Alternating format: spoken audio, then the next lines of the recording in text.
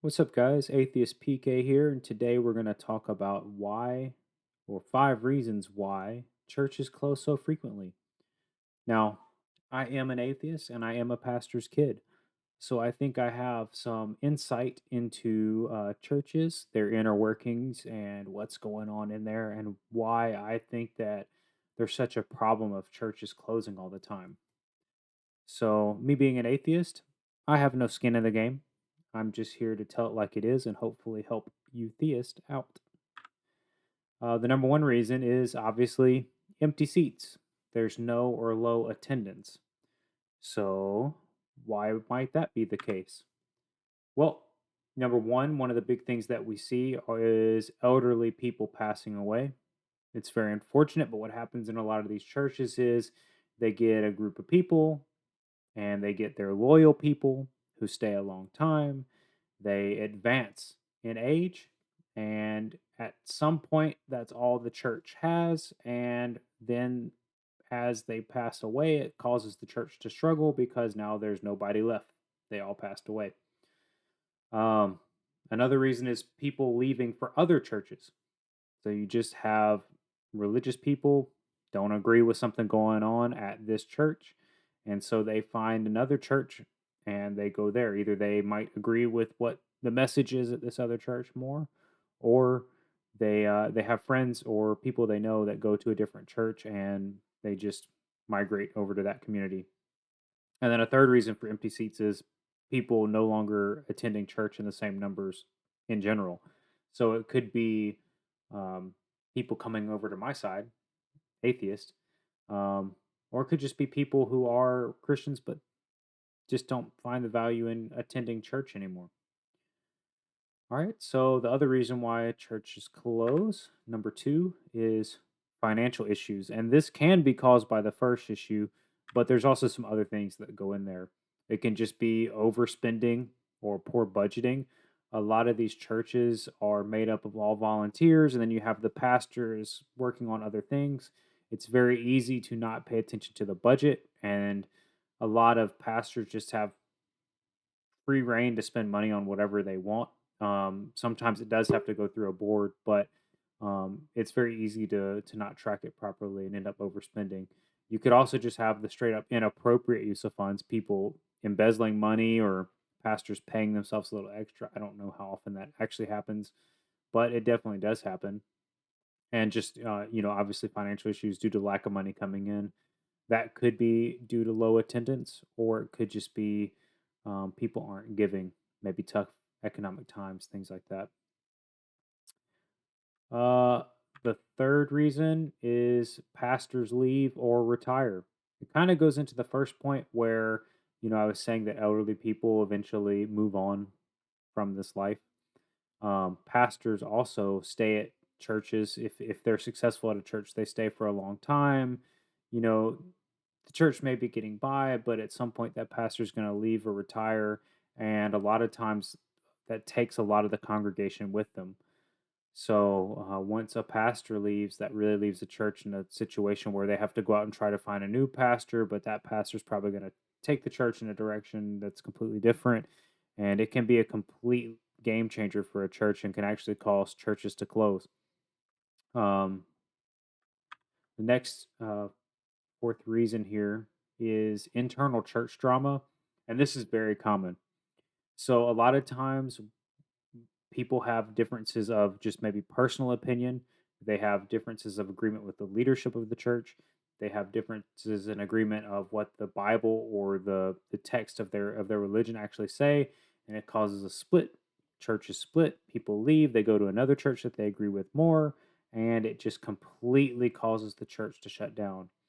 Now, another thing that can be an internal church drama is things like, we at the churches that I've been a part of before, where you can do something as simple as there's somebody on the worship team who can't sing, and so you try to sit them down, and then it causes half the church to leave because they take the side of that person.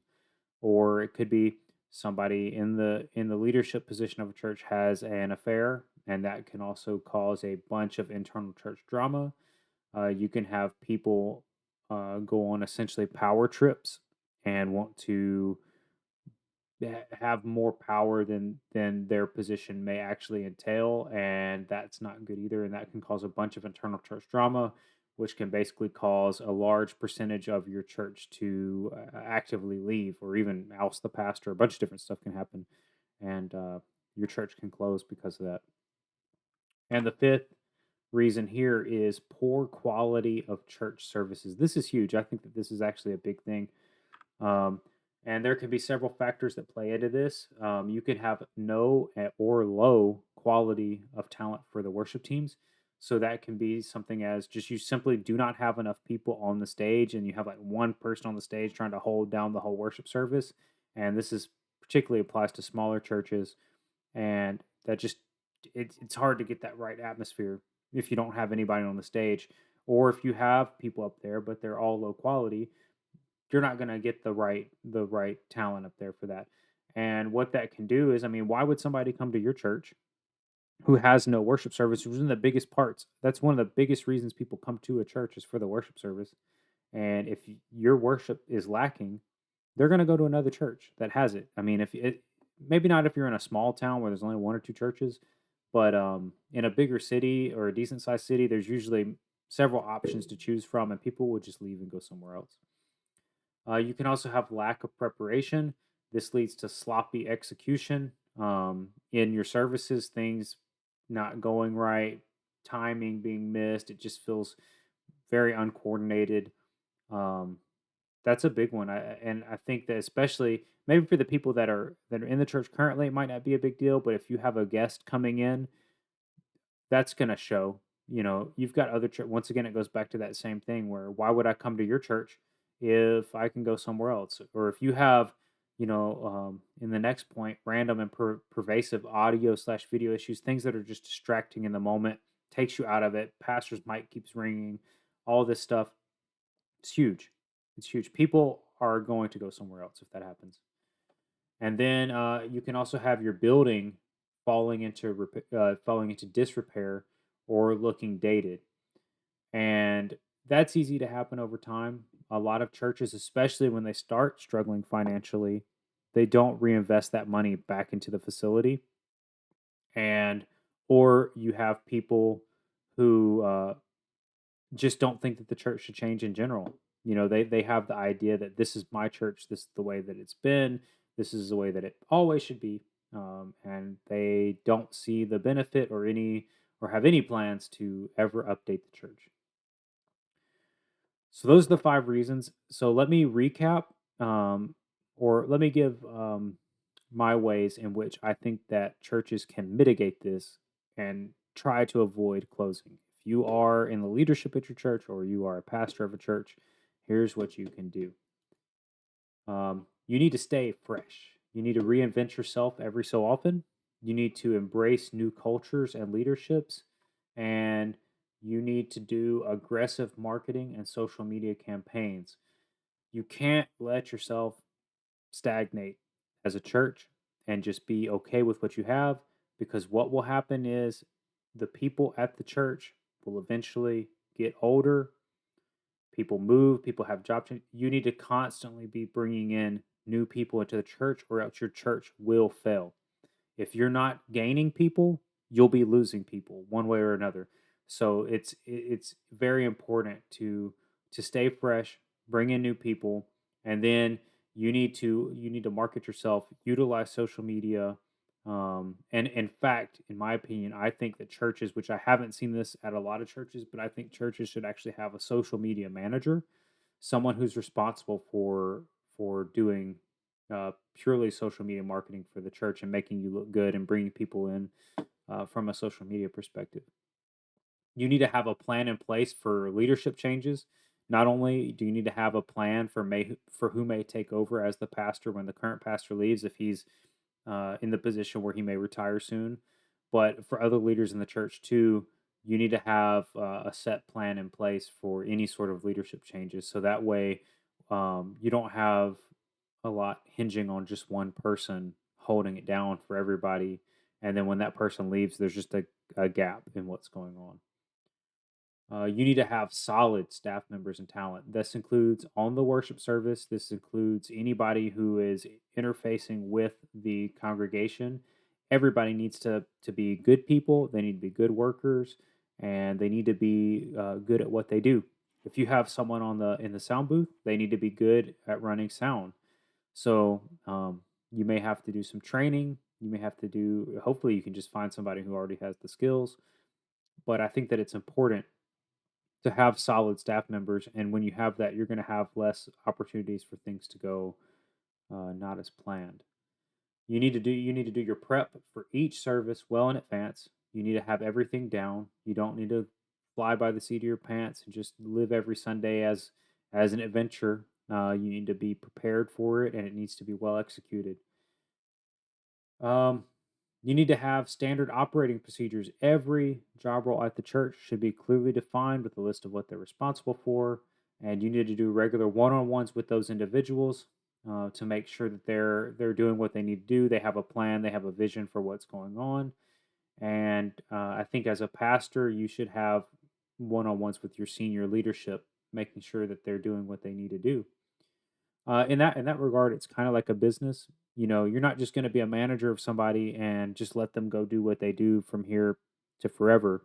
You need to have the expectations for them. You need to check in on them. You need to review their performance and address any concerns and do trainings when that comes up. You need to apply sound financial principles for any church operations. So, in my opinion, you should have a dedicated person over the church finances, but you need to be doing things such as budgeting. You need to have your savings down, and you need to have multiple streams of income. So, budgeting, really, really look into that and make sure the church isn't obviously spending more than it's bringing in. But I think that you also need to be budgeting um, for uh, unexpected expenses. You need to be budgeting for remodels. You need to be doing all of that. And for your savings, you should have enough to cover yourself if you're in the situation where you're not bringing in what you thought you were bringing in for several months. You need to have savings for unexpected building expenses. If the air conditioner goes out, if the roof is bad, you need to be able to cover any of those expenses. And when I say multiple streams of income, this is well known information from a personal financial situation that the more streams of income you have, the better your financial situation is going to be. As a church, I think that is the case. I think in the modern era of churches, you need to have not only your giving on Sunday, you need to have online portals where people can give. You probably should have YouTube channels that also promote giving. I think that you should probably have maybe a little coffee shop at your church where you sell things, sell beverages and stuff, and make money on Sunday. It's a good service for the people who are coming to church, but it also brings in some extra money for the church. I would say do fundraisers, do events that can generate money for the church, and that'll put you in the best position financially. You need to reduce the possibility of any in church fighting. So, how do you do that? Number one, it goes back to having solid staff members. You need to make sure that the leadership of the church is solid and is aligned with what's going on there. The church really needs to have a good synergy in what's going on. Um, I would also stay away from preaching or doing anything that's super super controversial. And I know that that sounds bad, but look at all the big megachurches. Most of them don't preach anything that's super controversial. When you do that controversy and you run people off, it just starts to spread. You create schisms in your church where half the church completely disagree with what you just said.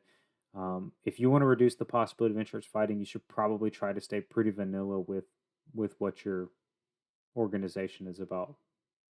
And you need to invest in your church maintenance. Keep the building up, keep the building clean. uh, you probably, just like most retail companies, do a refresh every few years. I would think that you should be doing a refresh of your church. Redo the stage, get some new equipment up there, get some new lighting, get a new projector, whatever you need to do to keep yourself current and fresh. I think you need to do that. So that's all the points I have. I think that if a church is able to capitalize on all these things that I just went over, I think they're going to be in a much better position of not closing. There's a lot of churches that close. I'm an atheist, so those are all wins for me. But I hate to see. I used to be. Well, I still am a pastor's kid, but I used to also be a Christian, and you know, trying to help you guys out. I think that I can. I can help you out here. Just look at these things that I presented, think about them. If you have any different ones, or if you have some differences of opinion, drop it in the comments. Let me know. Um, and that's pretty much it. My channel is new, so I'm trying to grow. I'd like for you guys to go ahead and subscribe and throw me a like, help the YouTube algorithm out. It'd be great. And my first goal is trying to get to 1,000 subs. It'd be pretty awesome to get there. Um, so, but don't feel obligated. Whatever you want to do. I'm not a church. I'm not asking for your money. So that's it for now. See you guys.